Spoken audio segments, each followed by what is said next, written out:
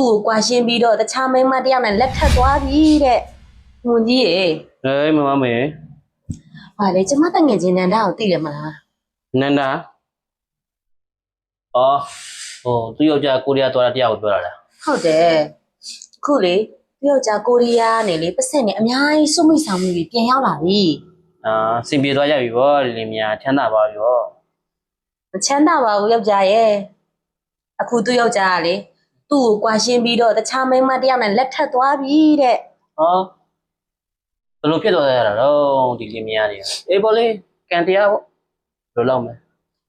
သူ့เจ้าနဲ့သူတော့ရှိမှာဗောလေယောက်ျားတွေကအနေဝင်းသူ့အေးသွားကြတာလေ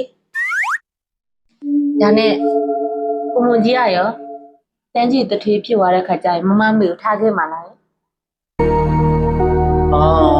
မမမေရဲ့နေနဲ့သူရှိနေလို့ကတော့